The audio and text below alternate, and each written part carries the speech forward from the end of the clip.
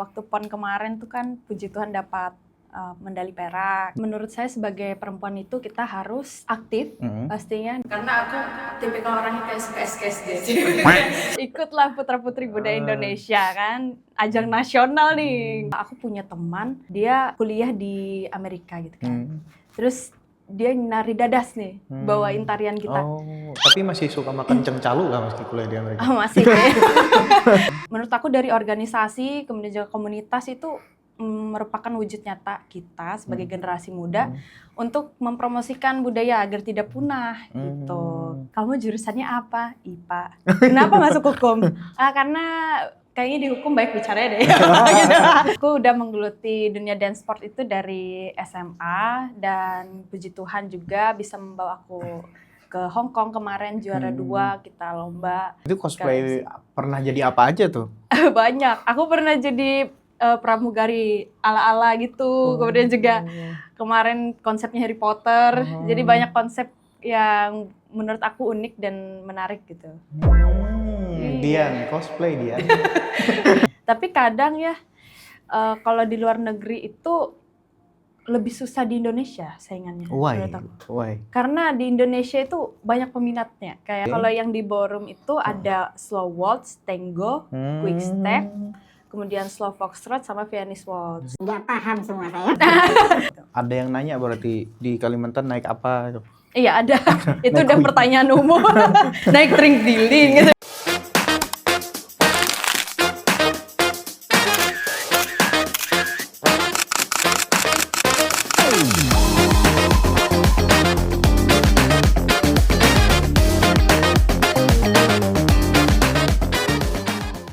Halo semuanya, selamat datang lagi di Parlemen Pola Pikir. Kali ini kita kebetulan banget ketemu salah satu narasumber yang juga merupakan Putri Budaya Indonesia pada tahun 2023. Punya prestasi juga banyak banget, multi talent, bisa nge-MC, public speakingnya oke, bisa tango dance. Ya. Nah, inilah, boleh perkenalkan. Oke, halo semuanya, sobat Parlemen Pola Pikir. Perkenalkan, nama saya Princesa Lelindra, akrabnya dipanggil Cesa. Saya merupakan Putri Budaya Indonesia tahun 2023 dan juga merupakan atlet dance sport yang tadi kakak bilang tango itu. Itu merupakan salah satu kategori di dance sport. Dan juga saya merupakan owner dari Cikicik Palangkaraya dan sekarang juga ini ya. Jangan lupa mampir ya teman-teman semua. Dan juga sekarang saya kuliah mengambil jurusan hukum di Universitas Palangkaraya. Gitu. Princesa Lelindra. Iya. Kenapa sebagai perempuan memilih aktif di banyak kegiatan sih?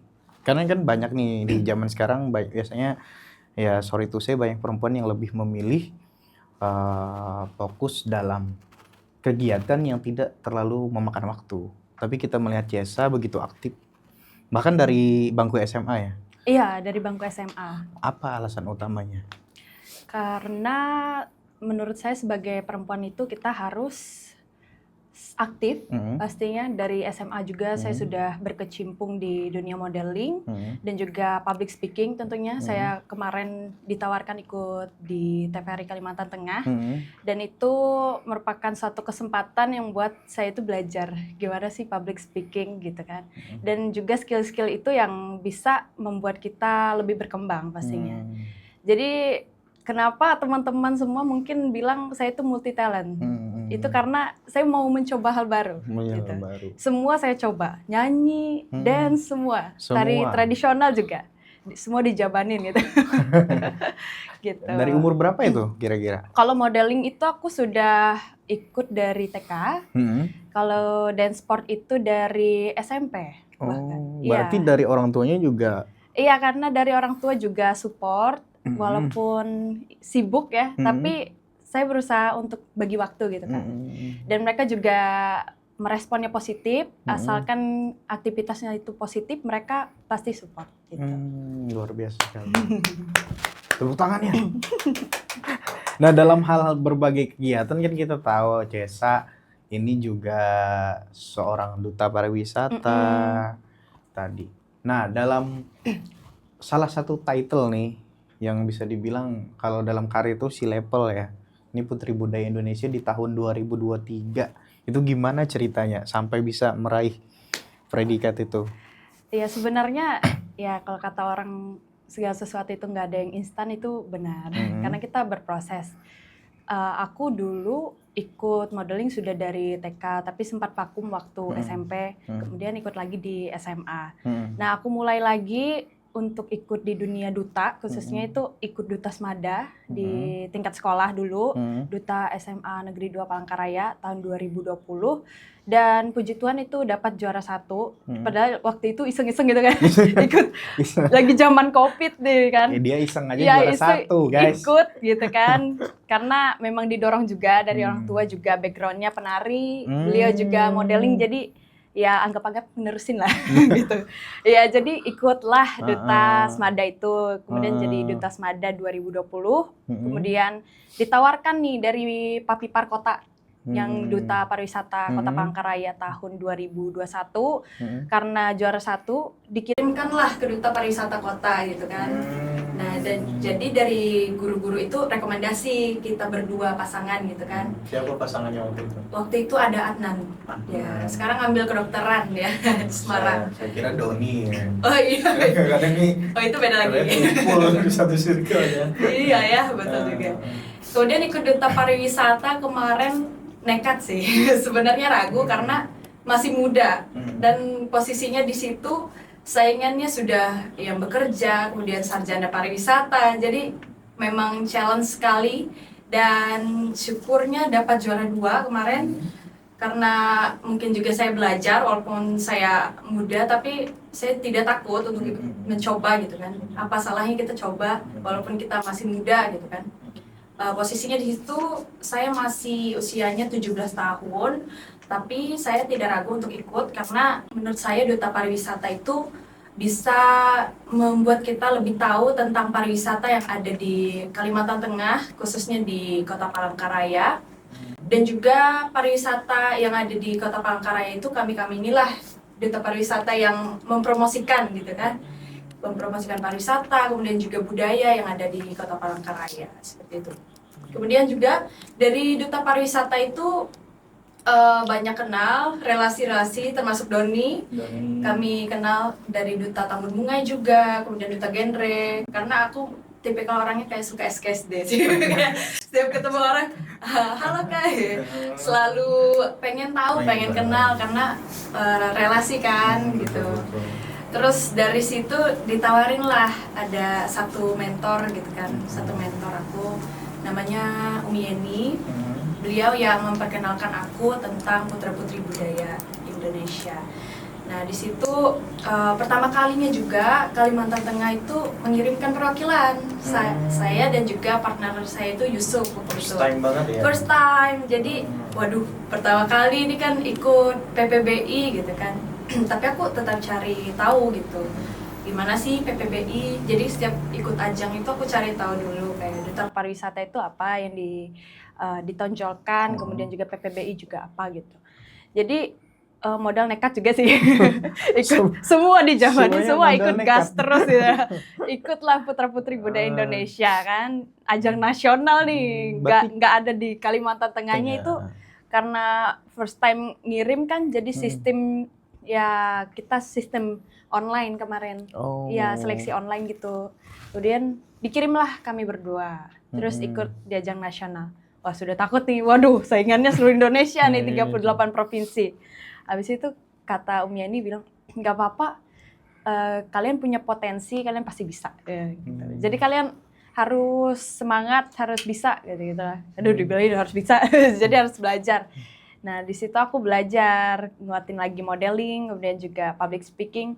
Karena posisinya juga kemarin di TVRI Kalteng, jadi itu juga mendorong aku untuk ngembangin public speaking juga, gitu.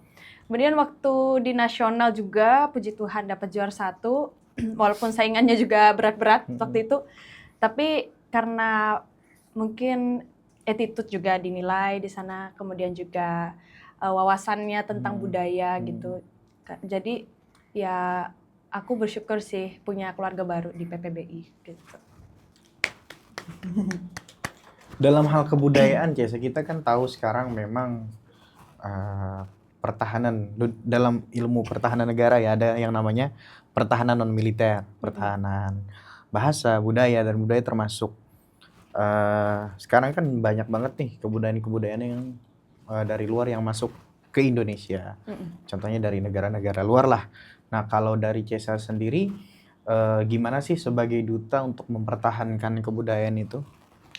Kalau untuk aku pribadi itu ya, memang justru banyak juga ya dari negara-negara tetangga juga banyak yang mau mengklaim budaya kita. Sebenarnya itu bergantung pada generasi muda di Kalimantan Tengah, khususnya di Indonesia juga. Kita dari diri sendiri menanamkan bahwa Indonesia itu kaya loh.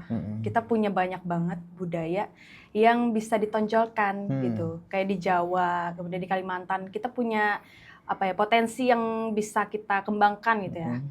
Aku punya teman, dia kuliah di Amerika gitu kan. Terus dia nari dadas nih, bawain tarian kita. Oh, tapi masih suka makan cengcalu lah meski kuliah di Amerika. Masih deh. Iya, dia menonjolkan budayanya gitu kan. Kayak, wah keren nih. Aku juga pengen sih kalau punya kesempatan gitu kan. Kalau keluar negeri juga, pasti aku lewat dance sport biasanya gitu, tampil-tampil. Terus juga pernah ajang research gitu di SMA, ngangkat potensi lokal juga. Menurut aku dari organisasi, kemudian juga komunitas itu merupakan wujud nyata kita sebagai generasi muda untuk mempromosikan budaya agar tidak punah gitu. Aku waktu itu pernah ngangkat teh serai Bengalem. Itu bawang dayak, madu. Gitu. Iya, jadi kita ngangkat research penelitian gitu. Karena di SMA Negeri 2 Palangkaraya punya kayak program, dia nemanin siswa-siswinya untuk bisa ngangkat penelitian kemudian dilombakan. Nah, kemarin sempat ajang internasional itu di Surabaya, kebetulan Surabaya jadi tuan rumah, kita ngangkat research itu dan syukur dapat gold medal kemarin. Karena mungkin unik ya, karena khasiatnya itu buat diabetes. Jadi kami research gitu kan, bawang dayak nih apa khasiatnya. Kemudian kami campur gitu di lab. Jadilah satu minuman itu kan. Nggak sempat sih dipakemin tapi udah diakui lah gitu. Kayak bajakah gitu loh Kak. Kalau bajakah kan sudah. Kalau bajakah dari ini ya, apa namanya? Iya, kayu. Iya, dari kayu. Kalau itu dari tumbuhan lokal. Dari tumbuhan lokal. Itu bisa dibuat apa aja selain minuman tadi? Kalau minuman jadi teh biasanya yang diseduh itu loh. Diseduh. Selain minuman mungkin dimasak apa bisa Kalau juga? dimasak kita belum meneliti lebih lanjut sih, tapi kayaknya ada banyak khasiat dari bawang dayak itu. Ini jauh banget, jangan-jangan dia ini peneliti bukan anak hukum sebenarnya. Itu iya, tapi bener loh waktu masuk hukum itu kayak, kamu jurusannya apa? IPA. Kenapa masuk hukum? Karena kayaknya di hukum baik bicaranya deh. Gitu. Langsung gak nyambung gitu kan, masuk ke hukum. Tapi IPA, penelitian gitu, tapi nggak apa-apa sih, kan jadi pengalaman. Gitu. Mencoba jadi generalis ya. Iya.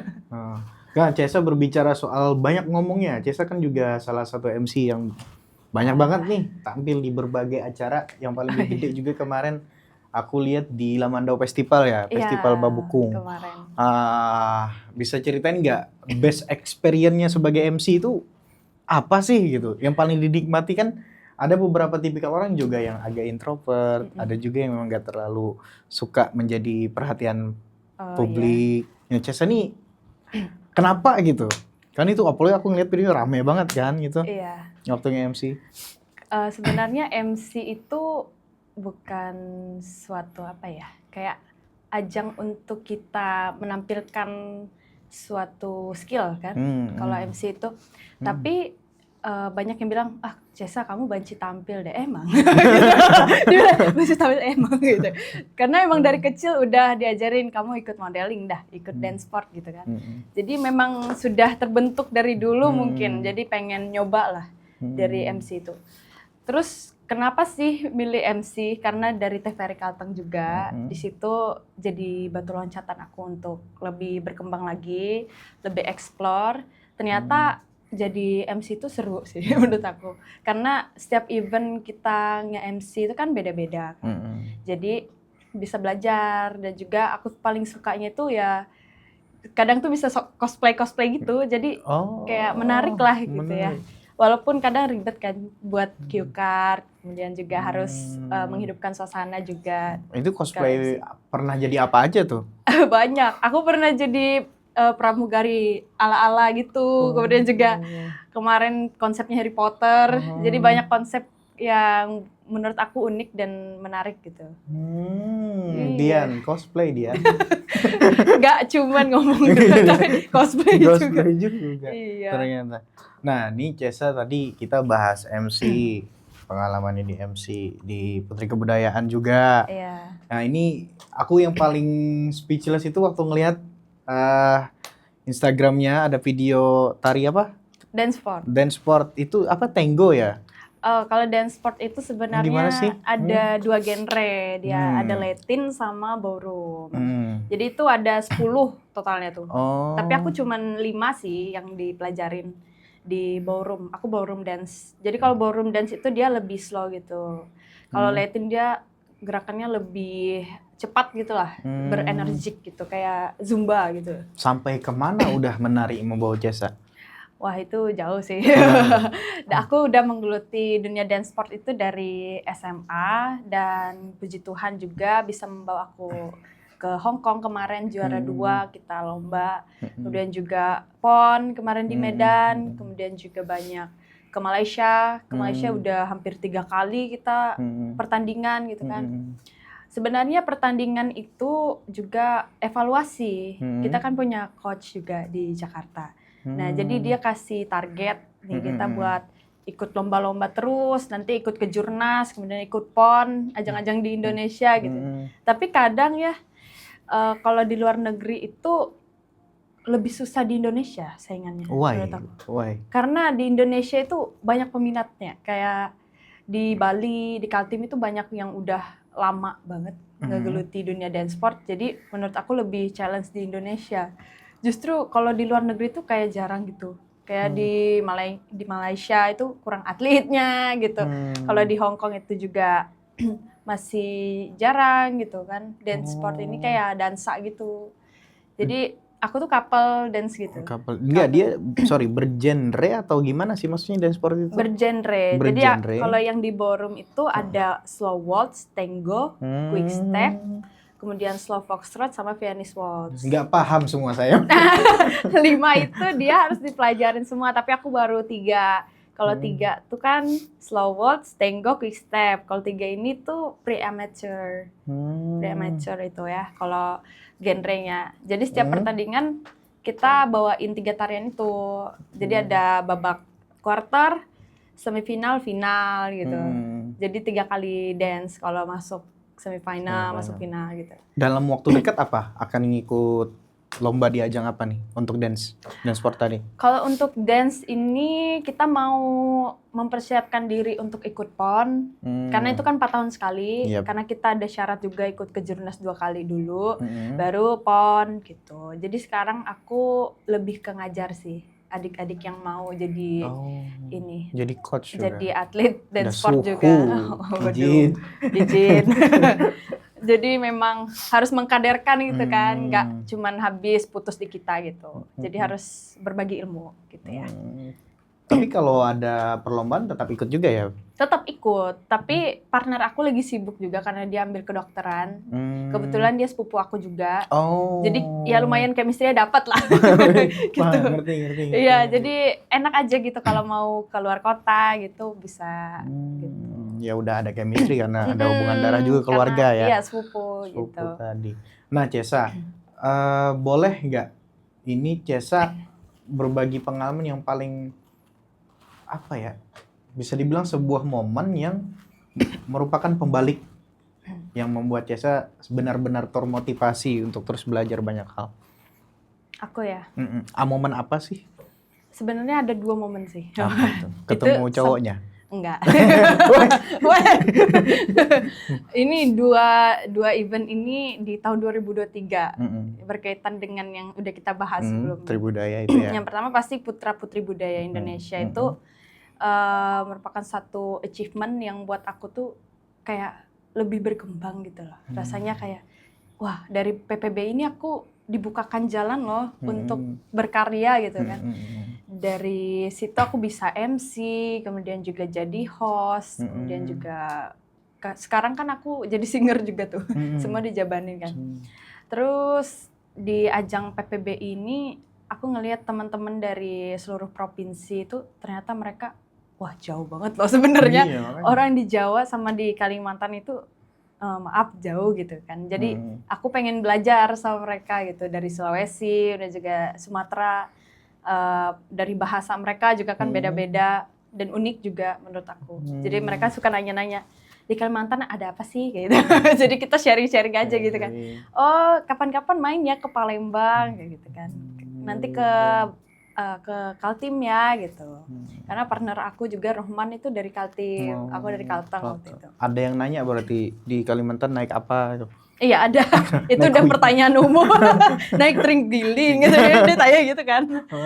Habis itu waktu PON.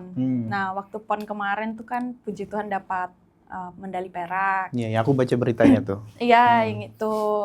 Nah itu menurut aku satu titik bener-bener kami tuh ditempa banget sih. Karena kami 3 bulan latihan di Jakarta dan itu aku bener-bener ada di satu titik kayak sakit gitu.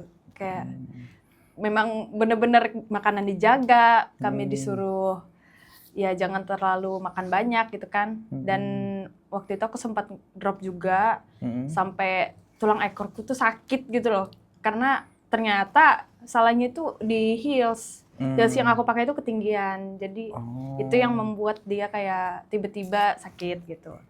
Terus aku nggak patah semangat karena memang sudah dimandatkan bahwa kami ini atlet dari Kalteng. Jadi kan memang jadi tanggung jawab kami gitu. Jadi kami nggak berhenti di situ. Walaupun aku ada sakit segala macam, tetap kita gas terus lah gitu. Jadi sampai orang-orang lihat, gila Ces gitu. Sampai dilihat kamu sakit juga sampai diinfus tetap ini ya, tetap ikut. Walaupun waktu itu juga kayak stres, aduh nggak bisa makan enak nih gitu. Makannya buah, makannya jus ya itu kan. Gitu-gitu terus ya? Iya gitu terus, jadi kayak dibilang yang tersiksa, nggak juga. Tapi ya emang itulah perjuangan. Jadi aku waktu awarding tuh bener-bener nangis, senangis-nangisnya waktu yang dibilang juara 2. Jadi memang perjuangan banget sih. Perjuangan banget ya. Mana kami tinggalnya tuh kan di daerah Tangerang. Terus latihannya di Pluit di daerah Jakarta Pusat. Jadi jauh banget, bolak-balik 3 bulan. Wow, gitu kami bilang. Dari Tangerang ke Jakarta Utara. Wow, kami bilang ini memang benar perjuangan dan membuahkan hasil sih. Itu yang membuat aku puji Tuhan gitu. Bisa melewati itu semua. Last question, Cesa, karena udah nggak terasa ini kita, asik banget obrolannya, udah banyak ceritain. Ini last question untuk Cesa, pesan yang ingin disampaikan buat teman-teman di luar sana yang nonton Parlemen Pola Pikir. Iya, pesan untuk teman-teman sobat Parlemen Pola Pikir, jangan takut untuk melangkah karena segala sesuatu yang kita lakukan, kita sebagai generasi muda itu harus selalu ingin mencoba. Apapun itu, mau itu dance, nari, ataupun public speaking, semuanya kita harus coba. Walaupun kita pernah takut, tapi kita pasti bisa gitu. Selalu mencoba. Selalu mencoba. Sampai jumpa di episode selanjutnya. Bye-bye.